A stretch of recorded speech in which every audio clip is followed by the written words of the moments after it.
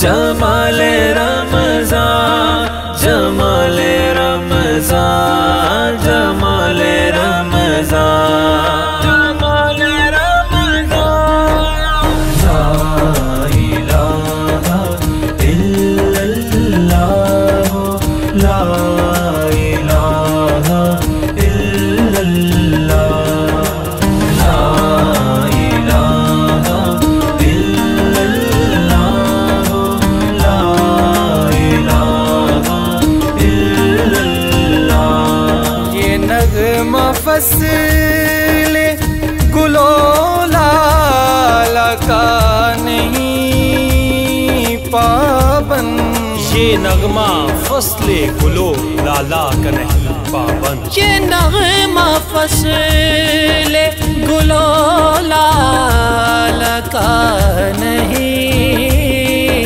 پابند بہار ہو کے خزاں جمال اللہ جمال اللہ جمال اللہ جمال اللہ جمال اللہ جمال اللہ جمال اللہ سحر کا وقت ہے اٹھو خدا کو یاد کرو سحر کا وقت ہے اٹھو خدا کو یاد کرو سحر کا وقت ہے اٹھو خدا کو یاد کرو کہ آ رہی ہے صدا لا الہ الا اللہ لا الہ الا اللہ لا الہ الا اللہ لا الہ الا اللہ وبا کے دور میں خوشیاں بکھیرنے کے لیے وبا کے دور میں خوشیاں بکھیرنے کے لیے وبا کے دور میں خوشیاں بکھیرنے کے لیے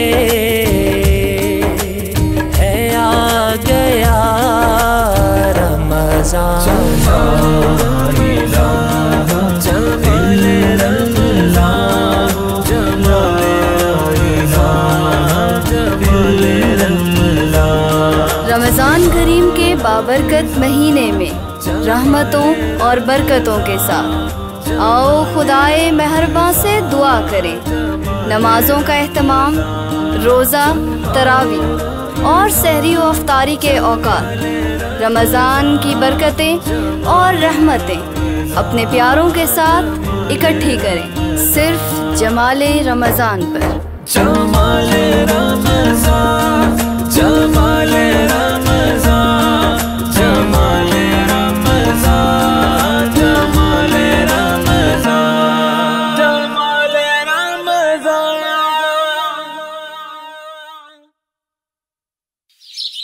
جمال رمضان جمال رمضان جمال رمضان جمال رمضان أعوذ بالله من الشيطان الرجيم بسم الله الرحمن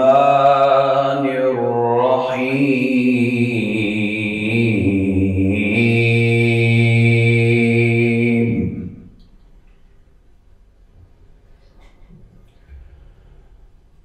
وسيق الذين اتقوا ربهم إلى الجنة زمرا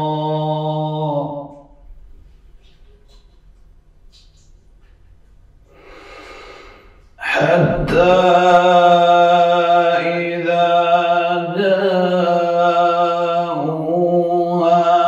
وفتحت أبوابها وقال لهم خزنتها سلام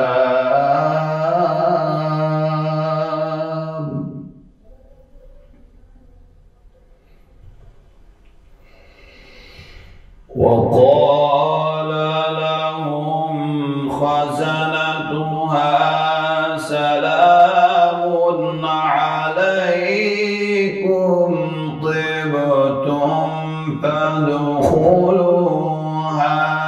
خالدين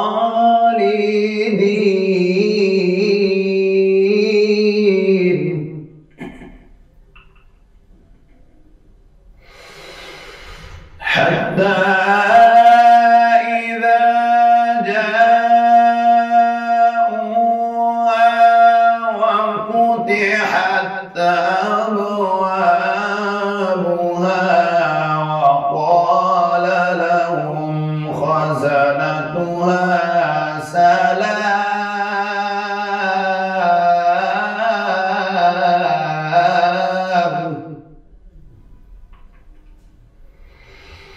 وقال لهم خزنتها سلام عليكم طبتم فادخلوها خالدين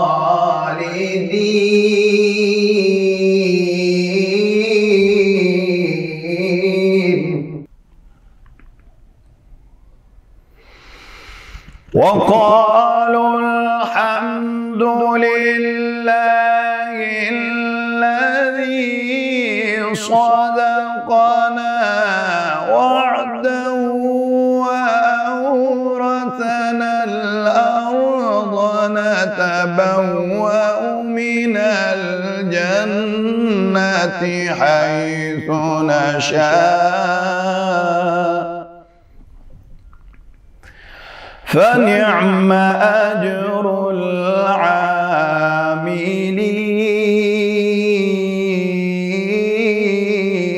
العاملين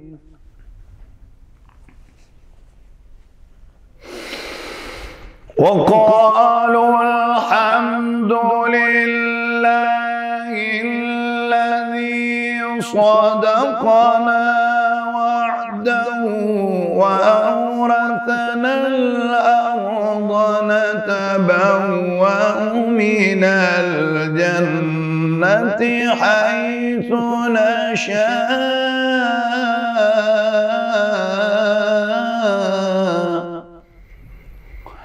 فنعم أجر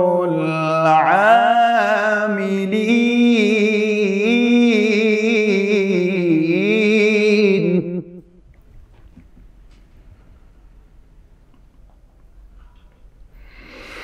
وترى الملائكة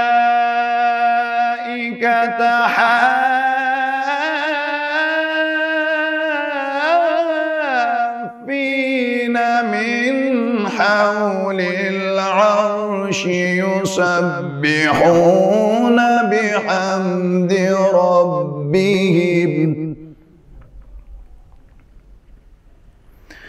وقضي بينهم بالحق وقيل الحمد لله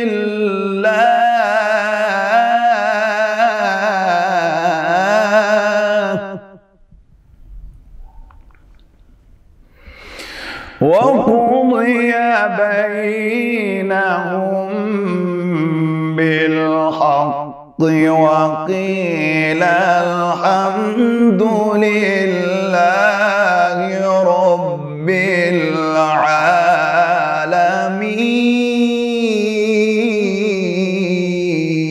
العالمين. اعوذ باللہ من الشیطان الرجیم. بسم اللہ الرحمن الرحیم. تمام تعریف و توصیف خلاق دو عالم کے لیے اور درود و سلام حضور تاجدار مدینہ راحت قلب و سینہ حضور ختم مرتبت صلی اللہ تعالی وسلم کی بارگاہ بے کس پناہ میں آپ کے پاک اہل بیت اطہار کی بارگاہ میں اور ستاروں کی طرح روشن آپ کے صحابہ اکرام رضوان اللہ تعالی علیہ مجمعین کی بارگاہ میں۔ ناظرین اکرام، السلام علیکم ورحمۃ اللہ وبرکاتہ۔ جمال رمضان میں آپ کا میزبان محمد ریحان عباسی حاضر خدمت ہوں۔ تلاوت کلام الرحمن آپ نے سماعت کی۔ اس کے بعد ہم روزانہ کی طرح بعد از خدا بزرگ توئی قصہ مختصر کے مصداق ہم تلاوت کے فوری بعد نعت رسالت مآب صلی اللہ تعالی وسلم کی جانب بڑھتے ہیں۔ آج ہمارے ساتھ انتہائی خوش الحان ثناخواں جناب محترم محمد قاسم نقشبندی صاحب تشریف فرما ہیں، ان کی جانب بڑھیں گے اور ان سے سنیں گے حضور علیہ الصلوۃ والسلام کی بارگاہ میں مدح سرائی۔ السلام علیکم۔ وعلیکم السلام، الحمدللہ۔ پہلے تو شکریہ تشریف لائے۔ کون سا کلام سنا رہے ہیں؟ جی بڑا ہی خوبصورت کلام ہے، دل و نگاہ کی دنیا نئی نئی ہوئی، چند اشعار پیش کروں گا۔ دل و نگاہ کی دنیا نئی نئی ہوئی ہے، دل و نگاہ کی دنیا نئی نئی ہوئی ہے، درود پڑھتے ہی یہ کیسی روشنی ہوئی ہے، درود پڑھتے ہی یہ کیسی روشنی ہوئی ہے، اور میں بس یوں ہی تو نہیں آ گیا ہوں محفل میں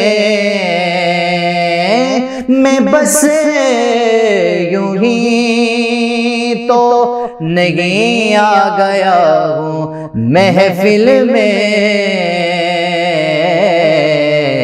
کہیں سے اذن ملا ہے تو حاضری ہوئی ہے، کہیں سے اذن ملا ہے تو حاضری ہوئی ہے، اور یہ سر اٹھائے جو میں جا رہا ہوں جانب خلد، یہ سر اٹھائے جو میں جا رہا ہوں جانب خلد، میرے لیے میرے آقا نے بات کی ہوئی ہے، میرے لیے میرے آقا نے بات کی ہوئی ہے، دوزخ میں تو کیا میرا سایہ نہ جائے گا، کیونکہ میرے لیے میرے آقا نے بات کی ہوئی ہے، کیوں نہ پلڑا تیرے اعمال کا بھاری ہو نصیب تیرے لیے، تیرے آقا نے بات کی ہوئی ہے، رضا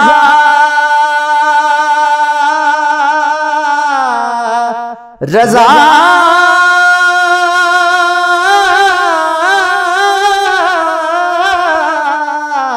رضا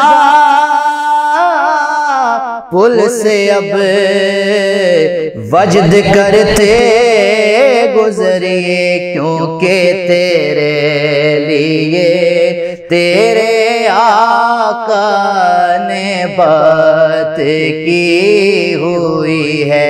اے فرشتوں میرے اعمال نہ تولو ٹھہرو، پہلے دیکھو میرے آقا کا ارادہ کیا ہے میرے لیے، میرے آقا نے بات کی ہوئی ہے اور مجھے یقین ہے وہ آئیں گے وقت آخر بھی، تو میں کہہ سکوں گا زیارت ابھی ابھی ہوئی ہے، میں کہہ سکوں گا زیارت ابھی ابھی ہوئی ہے۔ درود پڑھتے ہی یہ کیسی روشنی ہوئی ہے۔ ماشاءاللہ، جزاک اللہ۔ محترم محمد قاسم نقشبندی صاحب بارگاہ ہادی برحق میں بہت خوبصورت انداز میں ہدایت عقیدت پیش کرنے کی سعادت حاصل کر رہے تھے، اور صرف نعت نہیں تھی بلکہ ایک امید بھی تھی، ایک یقین بھی نظر آ رہا تھا کہ یہ سر اٹھائے جو میں جا رہا ہوں جانب خلد، میرے لیے میرے آقا نے بات کی ہوئی ہے۔ یقیناً ہم اسی آسرے پر ہیں، ہمارے سجدے یا ہمارے دیگر عبادات ہمیں معلوم ہے کہ ہم کس قدر عبادات کرتے ہیں، یا ہماری جو ریاستیں ہیں یا ہماری جو عبادتیں ہیں وہ کیا ہیں، ہم خود بھی واقف ہیں، لیکن حضور علیہ الصلوۃ والسلام کی شفاعت کے آسرے ہم بھی چل رہے ہیں۔ پیر نصیر الدین شاہ صاحب رحمۃ اللہ علیہ نے کہا تھا کہ لے کے جنت کی طرف جب مجھے رضوان گیا، شور اٹھا وہ گدائے شہ ذیشان گیا، میرے اعمال تو بخشش کے نہ تھے پھر بھی نصیر کی محمد نے شفاعت تو خدا مان گیا۔ یقیناً ہم اسی شفاعت کے آسرے پر ہیں، وہی ایک ہے کہ میرے حبیب کے لب پر انا لہا ہوگا، وہی ایک قیامت کے دن ہمارا آسرا ہوگا۔ مجھ کو پکڑے جو قیامت میں فرشتے تو کہیں، تو نے دنیا میں عمل نیک کیا کیا کیا ہے، میں سیاہ کار جو چلاؤں تو غوغا سن کر لوگ آ جائیں کہ دیکھیں یہ تماشا کیا ہے، جمگٹا دیکھ کے مخلوق کا آ جائیں حضور، آ کے فرمائیں فرشتوں کہ یہ جھگڑا کیا ہے، یوں کریں عرض فرشتے ایک گنہگار ہے، ہم یہ کہتے ہیں بتا اب تیرا منشا کیا ہے، میں جو سرکار کو دیکھوں تو پکاروں واللہ ایسے لجپال کے ہوتے مجھے خطرہ کیا ہے، اور سن کے فرمائیں یہ آقا، سن کے فرمائیں یہ آقا میرے دیوانے کو چھوڑ دو اب اس پہ تقاضا کیا ہے۔ تو ہم قیامت کے دن اسی شفاعت کے آسرے ہوں گے، کہیں گے اور نبی اذهبوا الی غیری، میرے حبیب کے لب پر انا لہا ہوگا۔ ناظرین اکرام، نعت رسالت مآب صلی اللہ علیہ وسلم کے بعد ہم اپنے اگلے سیگمنٹ کی جانب بڑھیں گے، جہاں روزانہ کی بنیاد پر ہمارے ساتھ کوئی ایک مذہبی اسکالر یہاں موجود ہوتے ہیں، اور ہم قرآن و حدیث کی روشنی میں آپ کے اور اپنے سوالات کے جوابات ان سے لیتے اور ان کا فقہی اور شرعی حل تلاش کرتے ہیں۔ تو ہم بڑھیں گے حافظ محمد زہیب رضا کی جانب، جو اس نشست کا آغاز کریں گے۔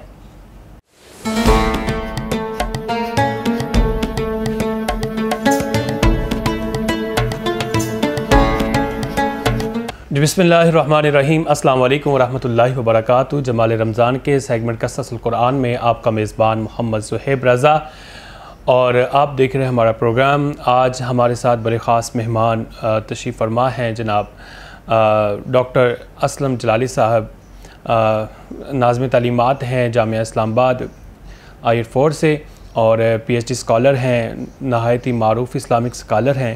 اس کے ساتھ ہمارے ساتھ موجود ہیں عامر بھائی، ہمارے بڑے پیارے دوست، اور یہ اس وقت M Dubai tower mobile association کے پریزیڈنٹ ہیں، اور یہ بھی کافی معروف شخصیت اور کاروباری لحاظ سے ایک جانی پہچانی شخصیت ہیں۔ آج ہم بات کرنے جا رہے ہیں اس موضوع پہ کہ کیونکہ یہ سلسلہ وار جو ہمارا قصص القرآن کا سلسلہ ہے یہ سورہ یونس تک پہنچ چکا ہے۔ آج استاد محترم سے سورہ یونس کے بارے میں اس کا خلاصہ اور پھر عامر بھائی سے ہم جانیں گے کہ ملک کے حالات اور بڑھتے ہوئے یہ کرونا کے واقعات اور کاروباری زندگی کیسے متاثر ہو رہی ہے ان چیزوں سے، اور کیا اس پہ ایفیکٹ آ رہے ہیں، اس کے بارے میں بات چیت کریں گے۔ تو ناظرین کرام، مختصر سی بات یہ کہ سورہ یونس اللہ خالق کائنات نے اپنے پیارے نبی حضرت یونس علیہ السلام کے نام سے اس سورت کو قرآن پاک میں نازل کیا ہے۔ استاد محترم بڑھتا ہوں آپ کی طرف، السلام علیکم۔ وعلیکم السلام ورحمۃ اللہ وبرکاتہ۔ الحمدللہ، اللہ کا کرم۔ استاد محترم، یہ جو سورہ یونس ہے اس کا اگر مختصر خلاصہ اگر ہم دیکھا جائے تو یہ کیا ہے؟ سورہ یونس حضرت یونس علیہ السلام کی زندگی کے حالات زندگی ہیں یا کچھ اور بھی پوائنٹ ہیں اس میں؟ نہیں، سورہ یونس جو ہے اس میں حضرت یونس علیہ السلام کا ذکر تو بالکل ایک رکوع میں ہے اور مختصر سے چند آیات میں ہے، تو اس کے علاوہ بہت سے موضوعات سورہ یونس کے اندر موجود ہیں۔ جہاں تک صورتوں کے نام اور اسماء کا تعلق ہے نا، یہ جو کسی بھی صورت کے اندر مختلف واقعات ہوتے ہیں نا، ان واقعات میں سے کسی ایک واقعے کے ساتھ اس کا نام رکھ دیا جاتا ہے، اور اس صورت کے اندر اگر یونس علیہ السلام کا واقعہ ہے تو اس کے واقعے کی نسبت سے اس کا نام یونس رکھا گیا۔ تو اس کی جو ابتدا ہے وہ نبی اکرم صلی اللہ علیہ وسلم کے ذات پر جو اعتراض ہوا تھا، اللہ رب العزت نے جب آپ کو نبی بنا کر بھیجا تو کفار نے کہا کہ بشر کیسے نبی بن سکتا ہے؟ تو اللہ رب العزت نے فرمایا الف لام را تلک آیات الکتاب الحکیم اکان للناس عجبا ان اوحینا الی رجل منهم ان انذر الناس۔ کیا انہیں یہ بات عجیب لگی کہ اللہ رب العزت نے بشروں میں سے، انسانوں میں سے ایک بندے کو ڈر سنانے کے لیے بھیجا اور مومنین کو خوشخبری دینے کے لیے بھیجا کہ اللہ کے ہاں ان کے لیے انعامات ہیں۔ تو یہاں سے شروع ہو کر اس کے بعد اللہ رب العزت نے اپنی قدرت کے جو مظاہر ہیں وہ بیان فرمائے ہیں۔ اس میں سے ایک یہ ہے کہ اللہ رب العزت نے سورج کو جعل الشمس ضیاء والقمر نور، اور چمکتا ہوا بنایا سورج کو، اور چاند کو جو ہے وہ روشنی دینے والا بنایا۔ اور اس کے اندر خاص طور پر میں جو اس کا خلاصہ ہے نا سورت کا، جو میں نے دیکھا ہے وہ یہ ہے کہ اللہ رب العزت نے اس کے اندر اپنی قدرتوں کا بیان فرما کر جو مین جس نقطے پہ فوکس ہے وہ یہ ہے کہ اللہ رب العزت کی ملاقات کو یقین رکھنا، یعنی مرنے کے بعد اٹھنا، اللہ کی بارگاہ میں حاضر ہونا، اس پر فوکس کیا گیا ہے۔ 3-4 آیات براہ راست ہیں وہ لوگ جو اللہ رب العزت کی ملاقات کی امید نہیں رکھتے تو وہ اللہ رب العزت کی آیات کو جھٹلاتے ہیں، اور وہ دنیا کی زندگی پہ خوش ہو گئے، مطمئن ہو گئے تو اللہ کی آیات سے غافل ہو گئے۔ اس طرح کی یعنی دنیا کی بے ثباتی کا اس صورت کے اندر بیان ہے۔ اللہ رب العزت نے دنیا کی زندگی کی مثال اس طرح بیان فرمائی ہے کہ دنیا کی زندگی ایسی ہے کہ جیسے بارش برستی ہے ساون کے موسم میں، کسی اور موسم میں تو سبزہ نکلتا ہے، ہر طرف ہریالی ہو جاتی ہے، اور جب ہریالی، باغ اور سبزہ ہر چیز آ جاتی ہے تو اہل زمین سمجھتے ہیں کہ ہم ان پہ قادر ہو گئے ہیں، یعنی یہ ساری چیزیں ہمارے بس میں ہیں۔ تو اللہ رب العزت فرماتا ہے کہ اتاہا امرنا لیلا او نہارا فجعلناہا کأن لم تغن بالامس، پھر ہمارا حکم آ جاتا ہے دن کو آئے رات کو آئے تو اس پوری زمین جو ہریالی سے بھری ہوئی ہے اس کو ایسے کر دیتی ہے کہ جیسے وہ کاٹی ہوئی ہے، اور دوسرے دن یوں لگتی ہے کأن لم تغن بالامس، جیسے کل وہ تھی ہی نہیں۔ یہ مثال بیان کر کے رب تعالیٰ نے یہ سمجھایا کہ یہ دنیا چھوڑ کر چلے جانا ہے۔ دنیا جب چھوڑ کر چلے جانا ہے تو بندہ جو چلا جاتا ہے دوسرے چوتھے دن ہمیں یوں لگتا ہے جیسے وہ تھا ہی نہیں ہے۔ ہمارے عزیز و قارب دنیا سے چلے گئے دوسرے چوتھے دن، مہینے کے بعد، 2 سال کے بعد یوں لگتا ہے وہ تھا ہی نہیں ہے۔ اور قرآن کریم فرقان حمید کے اسی صورت کے اندر آگے پھر اللہ رب العزت نے پوری زندگی جو دنیا کی پوری ڈوریشن ہے نا بندے کی زندگی ہے پوری دنیا، اس حوالے سے اللہ فرماتا ہے وَيَوْمَ يَحْشُرُهُمْ كَأَن لَّمْ يَلْبَثُوا إِلَّا سَاعَةً مِّنَ النَّهَارِ، جب اللہ رب العزت نے قیامت کے دن اکٹھا کرے گا تو انہیں یوں لگے گا کہ ہم دن کے 1 گھڑی کے برابر، یعنی 1 گھنٹہ 1 منٹ کہہ سکتے ہیں، سا جو ہے عربی کے اندر جو ہے گھنٹے کو کہتے ہیں کہ ایک دن کا 1 گھنٹہ پوری زندگی جو ہے 1 گھنٹہ وہ مشکل بنتی ہے، یوں لگتا ہے. تو یہ اس حدیث جو سورہ مبارک میں ہے، اور حضرت نوح علیہ السلام کا بیان ہے، حضرت موسیٰ علیہ السلام کا بیان ہے. اچھا استاد محترم، یہ جو سورہ یونس میں یہاں حضرت یونس علیہ السلام کا جو واقعہ ملتا ہے، وہی صورت میں نہیں ہے کہ وہ مچھلی کے پیٹ میں جانا؟ جی سورہ یونس کے اندر بیسیکلی جو حضرت یونس علیہ السلام کا واقعہ ہے نا، وہ واقعہ ہے کہ جب آپ کو تقریباً 28 سال کی عمر تھی جب اللہ رب العزت نے آپ کو نبوت کا اعلان کرنے کا حکم فرمایا، اور آپ کا علاقہ جو تھا یہ موصل عراق کا علاقہ، نینوہ علاقہ اور آبادی تھی، اور یہ موصل کا مرکزی علاقہ تھا. عاشوروی حکومت تھی جس دور میں حضرت یونس علیہ السلام مبعوث ہوئے ہیں. تو آپ نے اللہ کی دعوت پہنچائی اور بہت کوشش کی، محنت کی، لیکن آپ کی قوم نے مسلسل جھٹلایا. جب جھٹلاتے رہے تو اللہ کی بارگاہ میں حضرت یونس علیہ السلام نے عرض کی کہ مولا اب یہ ایمان لانے والے نہیں ہیں، تو اپنا فیصلہ کر دے. تو عذاب کا وعدہ ہو گیا کہ ان پہ عذاب آئے گا. حضرت یونس علیہ السلام نے جب اللہ رب العزت کا وعدہ یہ پایا کہ ان پہ عذاب آئے گا، تو عذاب پھر کچھ لیٹ ہو گیا، عذاب میں تاخیر ہوئی. حضرت یونس علیہ السلام اس دوران جو ہے وہ اپنی آبادی سے نکل کر جو ہے وہ دریائی سفر کر کے دوسرے علاقے میں جانا چاہتے تھے. اب وہ نہر فرات تھی، نہر دجلہ تھی، اس سائڈ پہ گئے. تو یہ واقعہ یہاں سے فطرہ ہے کہ اللہ رب العزت نے اس قوم کا یونس علیہ السلام کے جانے کے بعد آثار عذاب دیکھ کر، یا پھر حضرت یونس علیہ السلام کے جانے کے بعد انہیں احساس ہوا کہ اللہ کے نبی تھے، وہ چلے گئے تو ہمیں ان کی بات ماننی چاہیے تھی. یہ انہیں احساس ہوا، حضرت یونس علیہ السلام کو تلاش کیا، آپ نہ ملے، اور انہیں جو ہے وہ خوف بڑھا کہ اللہ کا نبی تھا وہ نکل گیا، لہذا ہمیں اللہ کے عذاب سے جو ہے پناہ مانگنی چاہیے.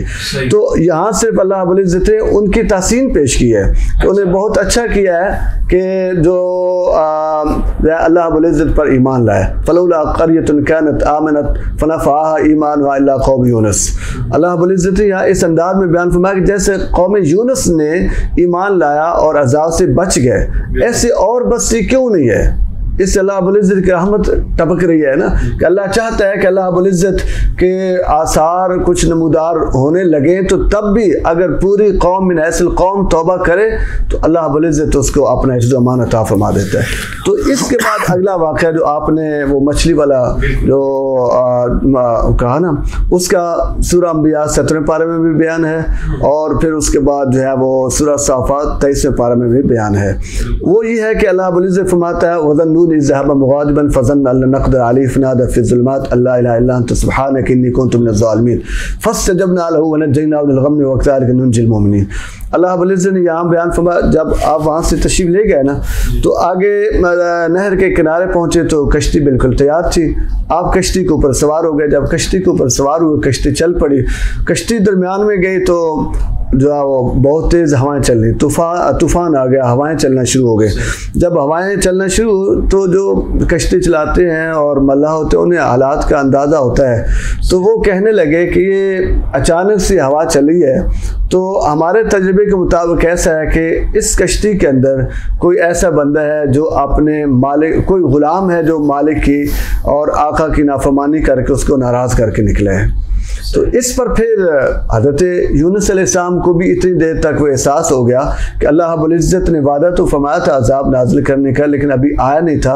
مجھے وہاں رہ کر انتظار کرنا چاہیے تھا کہ اللہ کا عذاب آتا پھر نکل جاتا. اگر نکلنے کا حکم ہوتا، اگر رہنے کا حکم ہوتا تو وہاں رہتا، کیونکہ اللہ کا یہی طریقہ. قوم لوط پہ عذاب آیا تو فرشتوں نے حضرت لوط علیہ السلام سے فرمایا نکل جائیں یہاں سے اپنے اہل کو لے کر. اسی طرح دیگر جو قومیں ہیں جہاں عذاب آیا تو فرشتوں نے آ کر کہا کہ آپ اپنے اہل کو لے کر جن جن کو بچانا منظور تھا ان کو نکالنے کا حکم دیا گیا. تو اس طریقے سے ان احساسوں کو مجھے انتظار کرنا چاہیے تھا. وہ انتظار کے بغیر چلے گئے. تو جب احساس ہوا اور ملاح نے بھی کہا کہ کوئی غلام ہے جو آقا کو ناراض کر کے آیا ہوا ہے، یونس علیہ السلام کو خود ہی احساس ہوا کہ میں اپنے مالک کو ناراض کر کے آیا ہوں، اور اعتراف کیا کہ میں نے مالک کو ناراض کیا. ناراضگی کیسے کی؟ اچھا ناراضگی اس صورت میں ہوئی کہ یہ قوم سے نکلے کیوں؟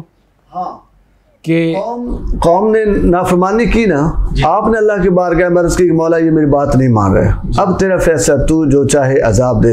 تو اللہ رب العزت کا یہ طریقہ جاری ہے کہ کسی قوم پر نبی بھیجتا اور وہ اللہ کے احکامات اور پیغام پہنچا دیتے, پہنچانے کے بعد جب اتمام حجت ہو جاتا اور وہ نبی کو جھٹلاتے اور الٹا بنی اسرائیل تو بہت سے انبیاء علیہ السلام کو الٹا شہید کر دیا, تو وہ نبی پھر گواہی دیتا ہے کہ اب یہ ایمان لانے والے نہیں ہے, اس پر پھر عذاب آتا. تو یہی معاملہ یہاں بھی ہوا تھا.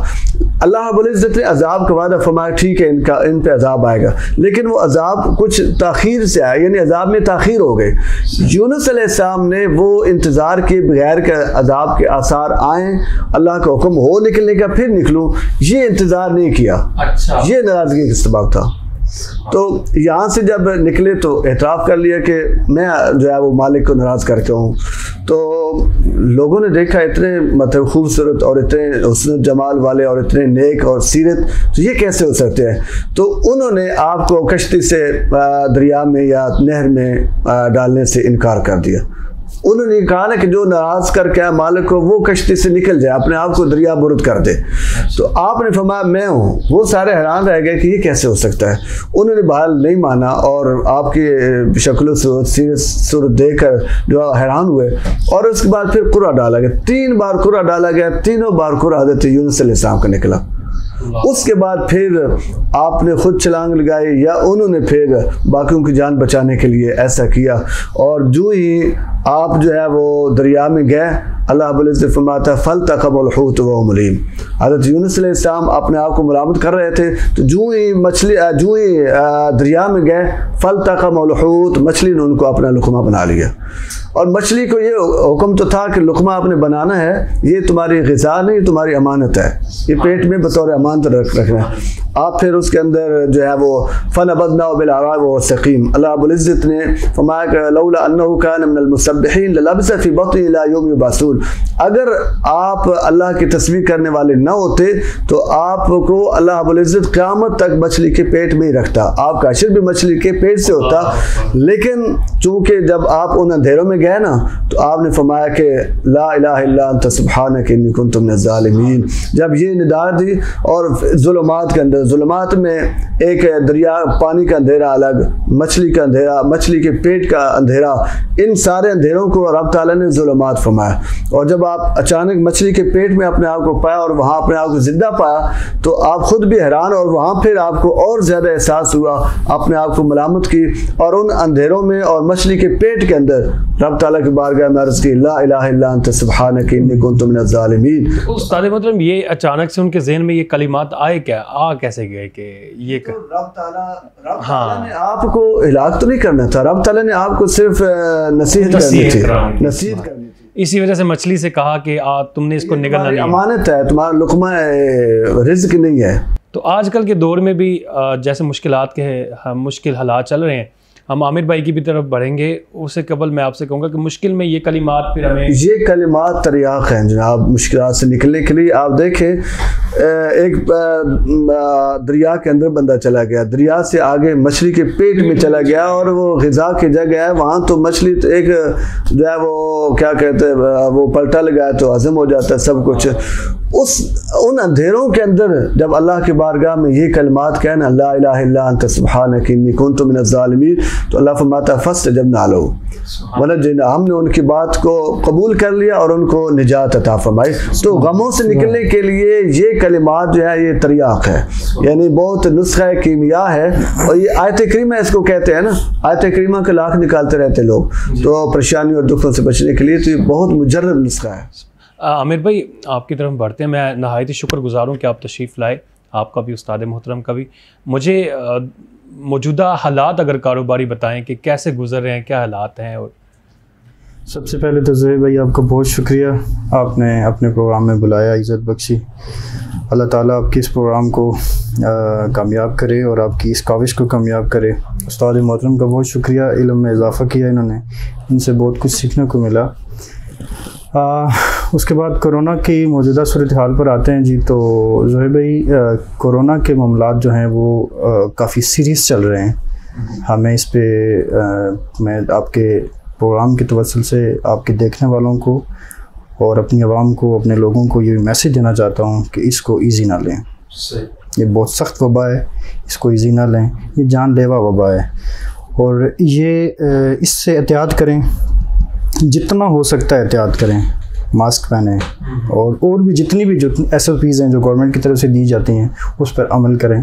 اسی سے ہی آپ بچ سکتے ہیں, ورنہ یہ کورونا جلدی جانے والا نہیں ہے, جلدی جانے والا نہیں ہے. اس کے ساتھ جو صورتحال نظر آ رہی ہے, ہو سکتا ہے اگلے 10 سال تک آپ کو کورونا کے ساتھ لڑنا پڑے. اس کے اوپر ابھی جلدی قابو نہیں پایا جاتا. عامر بھائی, ابھی سے ہمیں اطلاعات موصول ہونے لگ پڑی, لوگ خودکشیاں کر رہے ہیں, اپنے بچوں کو مار رہے ہیں. اس نے اپنے بچے کو جب مارا اور خودکشی کی تو 5 دن کے وہ بھوکے تھے اس وجہ سے. تو اب بھی سے حالات ہیں, تو یہ آگے تو یہ بڑا کرٹیکل مسئلہ ہے. یہ اس میں کوئی شک نہیں ہے جی کہ بھوک اور افلاس ہے. اور یہ کرونا نے تو ویسے بھی آلریڈی ملک کے معاشی حالات بہتر نہیں ہیں, لوگ غربت میں ڈوبے پڑے ہیں, کاروباری حالات بالکل بھی نہیں ہیں. اگر مجھ سے پوچھا جائے, میں خود ایک کاروباری معاملات سے جڑا ہوا ہوں اور کاروباری لوگوں کی سرپرستی کر رہا ہوں الحمدللہ. تو جہاں تک دیکھا جائے تو یہ جو ملکی حالات ہیں یہ تو پہلے ہی بدتر تھے. ٹھیک ہے, یہ جب سے یہ ہماری گورنمنٹ بنی ہے, اور بدقسمتی ہے, ہم ان پہ تنقید نہیں کرتے, ہو سکتا ہے ان کے قابو میں نہ ہوں حالات یا جیسا بھی تھا, مگر یہ جو گورنمنٹ بنی ہے اس نے لوگوں کو اور مشکل میں ڈال دیا. کاروباری طبقہ تو بالکل پس کے رہ گیا ہے. تو جب یہ حالات ہوں گے, اوپر سے کرونا, لاک ڈاؤن, ٹھیک ہے, اور ان حالات میں پھر آپ اندازہ لگا سکتے ہیں لوگوں نے خودکشیاں ہی کرنی ہیں. تو یہ جو ہمارے بڑے ہیں, جو ایک میں پچھلے دن ابھی بات کر رہا تھا AC صاحب سے, تو میں نے ان سے یہی ریکویسٹ کی کہ کچھ اس طرح کے معاملات بنائیں. جب بھی آپ کوئی پالیسی بناتے ہیں, جب بھی کسی بھی طرح کی کوئی پالیسی بناتے ہیں کاروباری طبقے کے لیے, تو وہاں کے تاجر یونینز کو بلائیں, اپنے پاس بٹھائیں, ان کے ساتھ مشاورت کے بعد پھر کوئی آسانیوں والا معاملہ بنائیں, تاکہ وہاں, کیونکہ ہم لوگ سمجھتے ہیں کاروباری لوگوں کے مسائل, لاک ڈاؤن حل نہیں ہے, لاک ڈاؤن سے مسئلے حل نہیں ہوں گے. یا تو پھر لاک ڈاؤن کرنا ہے تو سب چیزوں پہ سبسڈیز دیں, جو چیزیں خوردنوش ہیں, جو لوگ مطلب جو ضرورت ہیں لوگوں کی, غریب طبقے کی, اس کو پھر آپ جو 500 کی بک رہی ہے اس کو 250 میں کریں, 200 میں کریں. تو پھر سمجھ آتا ہے کہ جی لاک ڈاؤن سے کچھ لوگوں کا پھر بھی گزارا نہیں ہے, مگر کہیں قدرے حال تھوڑا سا بہتر ہو سکتا ہے. مگر یہ جو جس طرح سے یہ گورنمنٹ لے کے چل رہی ہے, میں معذرت کے ساتھ ان لوگوں کو وہ کرنا چاہتا ہوں, اگر اسی طرح لے کے چلے تو یہ ایک خودکشی یا 2 نہیں, پھر یہ آپ کو ہزاروں میں نظر آئیں گی. اور یہ غریب طبقہ ہے, یہ ہمارے ملک میں جو ہے وہ میجورٹی وہ جو ہے وہ مالدار لوگ نہیں ہیں. تو اس پہ آپ کو پالیسی بنانی تو آج کل کیا دکاندار کا کوئی گزر بسر ہوتا ہے, مہینے بعد کرائے اخراجات نکلتے ہیں, یا یہ کتنے عرصے سے نہیں ہو رہا؟ یہ تو ویسے اگر دیکھا جائے تو کاروباری حالات تو ویسے بھی اتنے آپ کے سامنے, آپ خود بھی اس چیز سے ہیں, اتنا تو آپ کو ہے نالج. حالات نہیں ہیں لوگوں کے, بہت مشکل سے لوگوں کی جو ہے نا روزی روٹی کا معاملہ چل رہا ہے. اوپر سے یہ جو ٹائمنگ گورنمنٹ نے رکھی ہے, خاص کر رمضان میں اگر آپ کے توسل سے یہ ہمارے جو اعلیٰ افسران ہیں سن رہے ہوں, تو میں ان کو بتانا چاہوں گا کہ یہ جو آپ لوگوں نے ٹائمنگ رکھی ہے رمضان المبارک کے مہینے میں, یہ تاجر کے ساتھ سیدھی آپ نے دشمنی کی ہے. کیسے ممکن ہے؟ دیکھیں جی, اب رمضان المبارک ہے, یہ صبح لوگ عموماً تقریباً سحری میں ہی لوگ سوتے ہیں, اور 11 بجے لوگوں کی آنکھ کھلتی ہے تقریباً, لوگوں کا مطلب ٹائم یہی ہے. اس کے بعد بیچ میں کتنا سا ٹائم رہتا ہے, آپ 6 بجے لوگوں کو دکانیں بند کروا دیتے ہیں. 6 بجے کے بعد اگر آپ کو کوئی غریب اگر سامنے آ جائے تو اس کو پولیس اٹھا کے لے جاتی ہے. ٹھیک ہے, اور پولیس جب لے جاتی ہے تو یا تو اس پہ فین ہو جاتا ہے اچھا خاصا, یا پھر اس کو جیل کر دیتے ہیں. تو یہ آلریڈی یہ غربت کے مارے ہوئے ہیں, ادھر سے وہ ڈبل لوٹ جاتے ہیں, تو یہ بہت غلط ہے. اس کے برعکس میرا خیال افطاری کے بعد کی ٹائمنگ بہتر ہے. ان کو افطاری کے بعد کی کرنی چاہیے, کیونکہ وہی ٹائم ہوتا ہے. بیچ میں تو روزہ ہے, روزے میں لوگ باہر نہیں نکل سکتے. ٹائمنگ کی انہوں نے جو بھی شیڈول بنایا ہے, یہ بالکل جو ہے وہ ہوا میں بیٹھ کے بنایا ہے, اس پہ کوئی پالیسی میکنگ نہیں ہے. میں تنقید نہیں کرنا چاہتا, مگر یہ ہے کہ اگر یہ ہم سے بیٹھ کے بات کرتے, مجھ سے بڑے اچھے اور پائے کے یہاں پہ یونین عہدیدار ہیں, ٹھیک ہے, ان سے بیٹھ کے بات کرتے تو ایک بہتر اور مستقل حل نکل سکتا تھا. اور جب تک یہ حکومت اپنے نچلے طبقے کے ساتھ معاملات اور میٹنگز اور ان چیزوں کو دیکھ کے نہیں کرے گی, تو یہ مسئلے مسائل حل نہیں ہوگا. سر, یہ خالی پاکستان میں نہیں, پوری دنیا اس سے افیکٹ ہوئی ہے. کیا آپ کو اس کو عذاب الہی کہہ سکتے ہیں؟ دیکھیں نا وبا ہے تو اس میں پوری انسانیت لپیٹ میں آئی ہوئی ہے. اب اس میں کسی کو نہ تو تنقید کا نشانہ بنایا جا سکتا ہے. اب جب مشکل گھڑی میں ہے تو اس سے بچنا ہی علاج ہے, اور بچنا بھی اس کا وہ ایس او پیز پہ عمل ہے. تو ایس او پیز پہ عمل کرنا چاہیے جہاں تک ممکن ہو. ایون کہ عبادات کے اندر بھی علماء نے جہاں اجازت دی ہے اس کا بھی خیال رکھنا چاہیے. پیچھے ایک تو میں نے فتویٰ دیکھا حرم شریف کے امام نے تو یہاں تک کہہ دیا کہ جو کرونا سے افیکٹو بندہ ہو تو اس کو دوسروں کے ساتھ سلام لینا بھی حرام ہے. تو یہاں تک کہہ دیا. تو مین مقصد تو اس وبا سے بچنا ہے نا, اس وبا سے بچنا ہے تو ایس او پیز پہ جہاں تک ممکن ہو عمل کرنا چاہیے. اور اس کو عذاب الہی کہہ سکتے ہیں کہ ہم یہ واقعی کوئی عذاب الہی ہے؟ دیکھیں نا عذاب الہی ایک ڈائریکٹ وبا اللہ کی طرف سے تعاون وغیرہ ایسی چیز آ جاتی ہے, اور ایک ہے جو ہے نا مین میڈ چیز. یہ ہے تو مین میڈ, اس میں تو کوئی دوسری رائے نہیں ہے. لیکن آگے یہ ہے کہ کسی کے کنٹرول میں ہے نہیں ہے, یہ اب مجھے تو کم سے کم پتہ نہیں ہے کیا صورتحال ہے. اور ایک ایسی چیز ہے جو نظر نہیں آتی, یہ ماہرین لوگ ہی بتا سکتے ہیں جو ہیلتھ کے ساتھ وابستہ ہیں. کہ کسی انسان نے کوئی شر پسندی کی ہے یا کوئی قدرتی طور پہ ہے, اس میں ہم کچھ بھی نہیں کہہ سکتے ابھی فی الحال. یہ تو ایک ایسی چیز ہے نا کہ کوئی بھی ایسے شر ہوتا ہے تو ایک وقت آتا ہے کہ وہ بے نقاب ہو جاتا ہے. میں نے حضرت شیخ سعدی رحمۃ اللہ علیہ کا قول پڑھا. آپ نے فرمایا کہ 2 بندے میں نے ڈھونڈنے کے باوجود بھی مجھے نہیں ملے. ایک وہ بندہ کہ جس نے اللہ کی راہ میں خرچ کیا ہو, وہ بھوکا ہو گیا ہو اور افلاس اس پہ غالب آ گیا ہو, وہ آپ فرماتے مجھے ڈھونڈنے سے بھی نہیں ملا. جو اللہ کی راہ میں خرچ کرتا اللہ اس کو برکت عطا. دوسرا فرمایا کہ جو ظالم ہے اس کو سزا نہ ملے, اس کو عذاب نہ ہو, اس کی گرفت نہ ہو اس دنیا کے اندر. آپ نے فرمایا کہ میں نے ڈھونڈنے کے باوجود مجھے نہیں ملا. پوری انسانیت کے ساتھ اگر یہ کھلواڑ کسی نے کھیلا ہے تو وہ بے نقاب بھی ہوگا, اور وہ مطلب اس کو عذاب یعنی اس کی گرفت بھی ہوگی. ہاں, میں حضرت یونس علیہ السلام کے واقعے کے حوالے سے ایک بات ساتھ ایڈ کرنا چاہتا ہوں. حضرت یونس علیہ السلام کو جب مچھلی کے پیٹ سے نکالا گیا نا, بالکل چٹیل میدان میں نکالا گیا. مچھلی نے وہ دریا کے کنارے نکال دیا, آگے سارا صحرا تھا. تو وہاں رب تعالیٰ نے آپ کے آرام کے لیے, اور جتنے دن بھی رہے 1 سے 40 دن تک ہے, 1 دن رہے, 3 دن رہے, 7 دن رہے, 40 دن رہے, مچھلی کے پیٹ میں آپ اتنے دن رہے. تو مچھلی کے پیٹ سے جب آپ نکلے تو بالکل جس طرح ایک جانور کا بچہ انڈے سے نکلتا ہے نا, وہ اس کا جسم نرم سے ہوتا ہے, ایسا آپ کا جسم مبارک ہو گیا تھا. دوبارہ بال جو ہے وہ نکلے اور کھال مضبوط ہوئی. اس وقت تک رب تعالیٰ نے کدو شریف کی جو بیل ہے نا, اس کو درخت قرآن پاک میں کہا گیا ہے, شجرۃ من یقطین.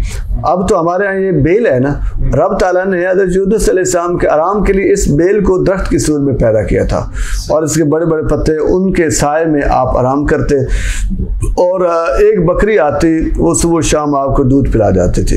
اس طرح آپ کچھ عرصہ وہاں رہے.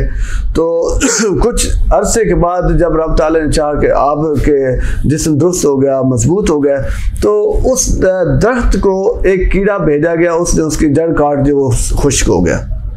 جس کے سائے میں حضرت یونس علیہ السلام رہتے تھے نا, اس درخت کو جو ہے اس کی جڑ کاٹنے کے لیے اللہ تعالیٰ نے ایک کیڑا بھیجا, انہوں نے جڑ کاٹ دی, وہ خشک ہو گیا. حضرت یونس علیہ السلام کو بڑا دکھ ہوا.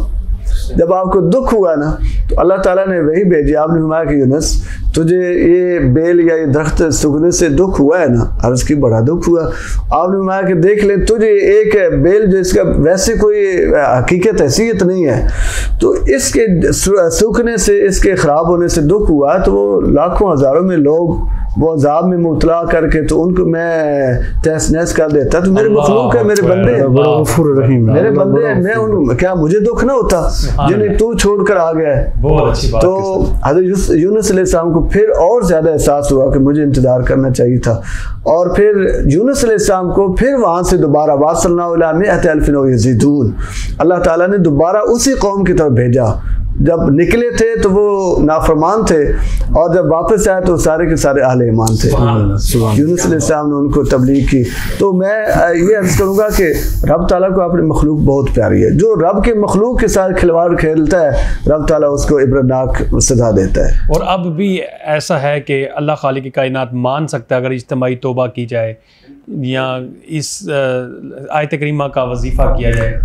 آیت کریمہ کا وظیفہ کرنا چاہیے، اور اس کے ساتھ جو حدیث پاک میں آتا ہے بسم اللہ الذی لا یضر مع اسمہ شیء فی الارض ولا فی السماء وهو السمیع العلیم، جو بندہ صبح پڑھ لیتا ہے شام تک اس کو کوئی شر کوئی فتنہ نقصان نہیں دیتا، جو شام کو پڑھ لیتا ہے صبح تک اس کو کوئی نقصان نہیں دیتا۔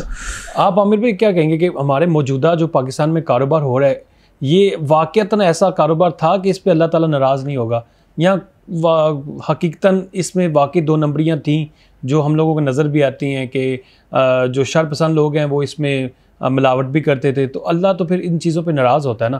تو اللہ خالق کی کائنات نے پھر کہا کہ سب کاروبار کی ضرورت نہیں ہے، مجھے بند کر دو، یہ کیا کہتے ہیں ایسے؟ اچھا یہ ہے، یہ بڑا زبردست سوال کیا آپ نے۔ یہ خاص کر کاروباری لوگ جو ہیں اس کو میں مینورٹی کہوں گا، میجورٹی نہیں کہوں گا، مینورٹی میں ایسے لوگ ہیں جو ملاوٹ کرتے ہیں، کچھ طبقوں میں ایسے پائے جاتے ہیں۔ تو ہے ایسا دو نمبری ہے، کاروبار میں بھی ہے، جھوٹ بول کے چیز بیچی جاتی ہے، اس کے بعد نہیں کیا جاتا، تعاون نہیں کیا جاتا، تو یہ ایک کسی کا نقصان کرنا یہ بھی ٹھیک نہیں ہے۔ تو میرے اندازے میں یہ کوئی برکت والا کام تو نہیں ہے، اور اس سے اللہ کی ناراضگی ہے، نہیں کرنا چاہیے ایسا۔ اوپر لیول سے یہ چیزیں ٹھیک ہوتی ہیں، ہمیشہ یاد رکھیں، کبھی بھی کوئی مسئلہ یا کوئی چیز کو ٹھیک کرنا پڑتا ہے تو وہ اوپر لیول سے ٹھیک ہوتا ہے، تو پھر تب نیچے تک اس کے اثرات آتے ہیں۔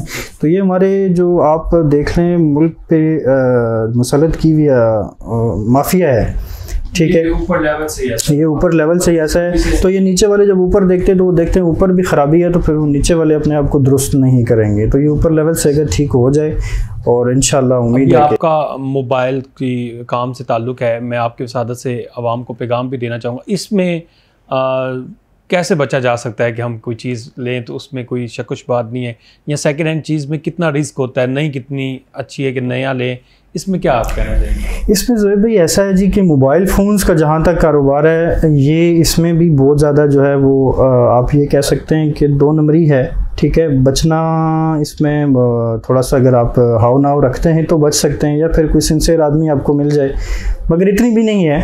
کوشش کریں کہ برانڈ کی چیز لیں، کمپنی کی چیز لیں، چاہے وہ ہلکی ہی کیوں نہ ہو، مگر اس کا ایک برانڈ ہو، اس کا ایک نام ہو، تو اس میں یہ ہے کہ آپ کی بچت ہے۔ دوسرا یہ ہے کہ ڈبہ پیک جو فونز ہوتے ہیں ان پہ ہی ترجیح دیں۔ یوز کے موبائل جتنے بھی ہوتے ہیں ان میں رسک ہوتا ہے، میں اس پہ لازمی نہیں ہے کہ ہر موبائل پہ ہی رسک ہو، مگر رسک ہوتا ہے ان پہ، اس پہ یہ ہے کہ تھوڑا سا جانچ پڑتال اور سمجھداری سے کام لینا چاہیے، تو یہ آپ اس میں بچت ہو سکتی ہے آپ کی۔ زہیر بھائی ایک میں بیچ میں نصیحت کے طور پر جو عامر بھائی نے بات کی، اس میں جو مافیا کی بات ہوئی نا کہ اوپر مافیا ہے، نیچے والے دیکھ کر جو ہے نا وہ پھر کرتے ہیں، یہ بات حقیقت ہے، سے انکار نہیں کیا جا سکتا، کیونکہ جب ایک بندہ دیکھ رہا ہے کہ اوپر سارے تجوریاں بھر رہے ہیں تو نیچے اپنی روٹی سے بھی ایک بندہ لاچار ہو یا اس سے بھی مجبور ہو، تو وہ تو روٹی تو کم سے کم کمانے کے چکر میں ہوتا ہے۔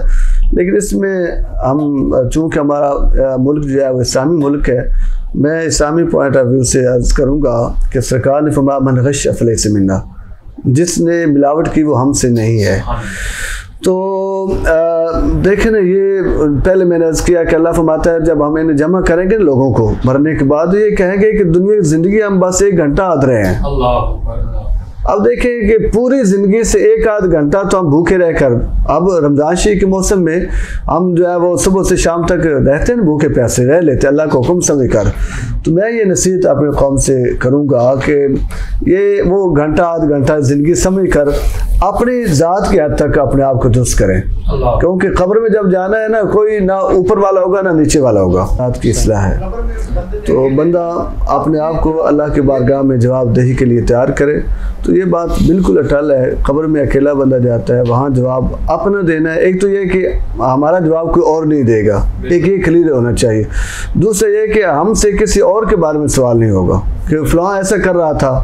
ہاں البتہ اگر وہ دائرہ کار میں ہو نا، مثلا آپ ایک ادارہ چلا رہے ہیں، ادارے کے اندر آپ کو ماتحت لوگ کر رہے ہیں، تو ان کا آپ سے سوال ہوگا. کلکم رائن و کلکم مسئول عن رعیت اس کے تحت. تو اس حوالے سے یہ ہے کہ جو اپنے ماتحت لوگ ہیں ان کے حوالے سے تو سوال ہوگا. اپنا دائرہ کار جو ہے اس کو درست کرنا چاہیے, لیکن صرف یہ کہ دیکھا دیکھی کام کرنا یہ نہیں کرنا چاہیے. اپنی ذات کو جو ہے وہ بہتر بنانا چاہیے. اور اس حوالے سے میں عرض کروں گا کہ یہ جو اصحاب اقتدار ہیں, جو بڑے لوگ ہیں, ان کی کتنی ذمہ داری بنتی ہے پوری قوم کو دیکھنا, پوری قوم کو صحیح لائن پہ لانا, پوری قوم کے ساتھ عدل و انصاف کرنا, پوری قوم کو حقوق کا خیال رکھنا. یہ آج کل تو کرسی جو ہے نا یہ بہت پھولوں کا صحیح سمجھی جاتی ہے, لیکن یہ کانٹوں کا بچھونا. کل قیامت کے دن ایک ایک فرد کا جواب دینا پڑے گا. حضرت فاروق اعظم رضی اللہ تعالیٰ نے فرمایا تھا نا کہ اگر جو ہے وہ دریا کے کنارے کتا پیاسا مر جائے تو کل قیامت کے دن اس کا بھی مجھے جواب دینا پڑے گا. اور آج کے ماحول جو بنا ہوا ہے, جس سے عامر بھائی نے وہ ماحول بتایا کہ ایس او پی یا جو لاک ڈاؤن یا یہ دکانیں بند کریں, ٹائمنگ وغیرہ, یہ وہ, ان سارے معاملات میں حکومت کو جو ہے عوام کو ریلیف دینا چاہیے. یعنی ایسا ہو کہ وبا پہ کنٹرول کی بھی صورتحال کوئی بنے, ایس او پیز پہ بھی عمل ہو, اس کے ساتھ ساتھ جو روزمرہ زندگی ہے اس کے چلنے کے بھی جو ہے وہ اسباب اور مواقع جو ہے وہ مہیا کریں. اچھا, اس پہ میں ایک بات ایڈ کرنا چاہوں. جہاں تک اوپر اشرفیہ کی بات ہے, ہمارے جو ابھی ملک کے پرائم منسٹر عمران خان صاحب, ان کے جب بھی ہم سنتے ہیں بیانات یا ان کی جو بھی تقریر سنتے ہیں تو وہ یہی آرڈر جاری کرتے ہیں کہ جی لوگوں کے لیے آسانیاں بنائیں. وہ یہ تنبیہ ضرور کرتے ہیں کہ یار آپ لوگ ایس او پیز پہ عمل کریں, وہ کرنا بھی چاہیے. میں بھی یہی کہتا ہوں کہ ایس او پیز کے پہ عمل کیے بغیر ہم اس کورونا سے نہیں جان چھڑا سکتے. اور یہ بہت کم ہی ممکن ہے کہ ہمارے یہ لوگ ہیں جو ایس او پیز پہ عمل کرتے ہیں, بہت کم لوگ کرتے ہیں, اور یہ اپنے لیے بہت مسائل اور خطرہ پیدا کر رہے ہیں. بھارت میں جو موجودہ حالات ہیں وہ بہت کرٹیکل ہیں, اس کے ہمیں سبق لینا چاہیے. تو بات کرنے کا مقصد یہ تھا کہ اوپر سے تو آسانیاں کو کہا جاتا ہے, مگر یہ جو مینجمنٹ کے معاملات ہوتے ہیں یہ لوگ آسانیاں نہیں بنا رہے, یہ لوگوں کے لیے مشکلیں بلکہ زیادہ مشکلات بنا رہے ہیں, اور اس کو ایک بڑا جو ہے نا بڑا چڑھا کے پیش کرتے ہیں. تو اس طرح نہیں ہو سکتا. اس کے جیسا کہ ایک سال سے ہم نے دیکھا اتنے لوگوں نے کلپس بھی آئے, لوگوں نے سوشل میڈیا پہ شور مچایا, لوگ مر رہے ہیں, لوگوں کے کاروبار ختم ہو گئے, اتنے کاروبار لوگوں ختم ہو گئے, لوگ روڈوں پہ آ گئے ہیں, لیکن کوئی فرق نہیں پڑ رہا, کوئی بہتری کی طرف. اوپر سے کرونا بھی ہے اور دوسری طرف سے پاکستان کی معیشت بھی دن بدن کم ہوتی جا رہی ہے, جس کی وجہ سے بہت نقصان ہوتا ہے. ہمارے پالیسی میکرز جو ہیں ان کے لیے سوالیہ نشان ہے جی, ٹھیک ہے, یہ ان کے لیے سوالیہ نشان ہے کہ وہ کس طرح بیٹھ کے کسی بھی چیز کو ڈیل کر رہے ہیں. میرے اندازے میں اے سی والے کمرے میں بیٹھ کر اور پھر باہر کے معاملات کو دیکھنا, یہ میرے اندازے میں جہالت ہے. کیا پتہ لگے گا کہ ریڈی والے کی میں ایک بڑا زبردست قصہ آپ کی اس پروگرام میں وہ کر دیتا ہوں. میں نے ایک اخبار میں پڑھا کچھ دن پہلے یا کچھ ٹائم ہو گیا کہ ڈیرہ اسماعیل خان کے ایک ڈاکٹر تھے, انہوں نے اپنی کلینک کھولی اور وہ فیس اپنی ایڈجسٹ نہیں کر پا رہے تھے کہ میں اپنی فیس کس طرح ایڈجسٹ کروں کہ عوام جو میرے پاس آ رہی ہے یہاں کے لوگ کیسے ہیں. تو وہ جس ایریا میں بیٹھے ہوئے تھے انہوں نے ایک رکشے میں سواری کے طور پر سفر کیا یا رکشہ چلایا, جس طرح بھی انہوں نے 1-2 دن وہاں پہ گھومے پھرے اور لوگوں کا انہوں نے حالات کو دیکھا. اس کے بعد انہوں نے اپنی فیس 150 روپے کر دی. ٹھیک ہے, تو بات یہ ہے کہ آپ جو بڑے لیول کے لوگ ہیں, آپ لوگوں کے میں بیچ میں گھومیں, لوگوں کے مسائل تو دیکھیں کہ کیا مسائل ہیں. ٹھیک ہے, کاروباری طبقے کے کیا مسائل ہیں, دکاندار کے کیا مسئلے ہیں, ہوٹلز والے کے کیا مسئلے ہیں, ایک ریڈی والے کا کیا مسئلہ ہے, ایک آفس میں بیٹھے ہوئے کاروباری بندے کا کیا مسئلہ ہے. تو اس کو دیکھے بغیر اگر آپ پالیسی بنائیں گے, وہاں سے بیٹھ کے آپ 5-7 لوگ ملیں گے اور پالیسی بنا کے بس لوگوں پہ ایڈمٹ کر دیں گے, تو ویسے آپ حالات پہ قابو نہیں پا سکتے. جو حضرت عمر رضی اللہ تعالیٰ کا طریق تھا رات کے وقت میں نکلنا, بے شک اس میں ہمارے اسلاف حضرت عمر رضی اللہ تعالیٰ بہت بڑی ہستی ہیں, ان کے مقابلے میں تو ہمارے میں ان کی جوتی کے مقابلے میں نہیں سمجھتا ان کو. ان کی بڑی مثالیں دی جاتی ہیں مگر ان پہ عمل نہیں کیا جاتا. ان جیسے نہیں بن سکتے یہ لوگ, مگر ان کے اگر کچھ تھوڑے سے 8-10 چیزوں پہ بھی عمل فالو کر لیا جائے تو میں ایز اے دکاندار اگر اس پہ فالو کروں گا تو میرے اندازے میں لوگوں کے لیے آسانیاں بنا سکتا ہوں. باقی آپ نے سوال کیا موبائل فونز کا جو ریلیٹڈ میرا کام ہے, اس کے اوپر آپ نے پوچھا کہ کس طرح آپ بتا سکتے ہیں کہ عوام کو یا لوگوں کو یہ موبائل فونز میں دھوکے سے بچ سکتے ہیں, فراڈ سے بچ سکتے ہیں. تو میرے اندازے میں جی ہر ایک چیز کا اصل و نقل آتا ہے, اچھا صحیح. ہاں یہ تو افورڈیبلٹی کی بات ہوتی ہے بندے کی، اس نے کس طرح افورڈ کرنا ہے. تو کوشش کیا جائے کہ جب بھی کوئی آپ موبائلز یا الیکٹرانکس کی چیز لیتے ہیں تو سوچ کے لیں. برانڈ بھی ہیں، اچھی چیزیں بھی ہیں، برانڈ کے علاوہ بھی اچھی چیزیں مل جاتی ہیں، مگر برانڈ پہ فوکس دیا جائے کیونکہ اس میں برانڈ ہی زیادہ جو ہے وہ چل رہا ہے. یہ اسی پہ جو ہے نا میں اندازے میں ہاں ہو سکتا ہے. تو سیکنڈ ہینڈ سے جتنی ہو سکے احتیاط. سیکنڈ ہینڈ سے بھی نہیں، اس میں نہیں ہے، یوز میں بھی اچھی چیزیں مل جاتی ہیں مگر دیکھیں ظاہر سی بات ہے یوز میں تھوڑا سا بندے کو ایک وہ مائنڈ میں رکھنا چاہیے کہ جس نے بیچا اس نے آیا کیوں بیچا. لازمی نہیں ہے خراب چیز ہوگی بیچے گا، مطلب یہ ہے کہ بعض اوقات خراب بھی ہوتی ہے اور بعض اوقات مجبوری میں بھی لوگ بیچ دیتے ہیں. تو یہ بندے کی اپنی افورڈیبلٹی کی بات ہے. بالکل آپ صحیح کہہ رہے ہیں کہ جتنا آپ افورڈ کرتے ہیں اس میں تو یہ آپ کے اس سے کہتا ہوں کہ یہ جو سیکنڈ ہینڈ چیزیں بیچتے ہیں خدا را لوگوں کے ساتھ دھوکہ نہ کریں. بالکل اگر کوئی چیز میں مسئلہ ہے تو بتا دیں، اور یہ آپ کے لیے حلال بھی ہوگا، ورنہ تو استاد محترم یہ حرام میں کے ہی زمرے میں جائے گا. دھوکے سے کمایا جائے وہ حرام ہو جاتا ہے. تو اللہ ہمیں بچائے ان چیزوں سے.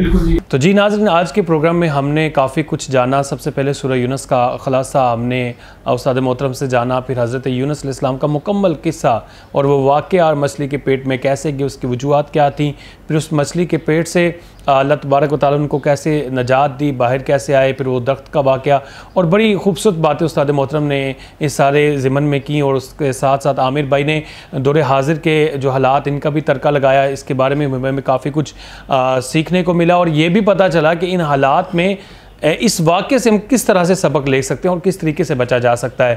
تو آج کے سیگمنٹ کا وقت مکمل ہوتا ہے، ہمیں دیجیے اجازت. میں پھر سے اپنے مہمانوں کا شکر گزار ہوں کہ آپ لوگ تشریف لائے، اور ہمیں دیجیے اجازت. اللہ حافظ.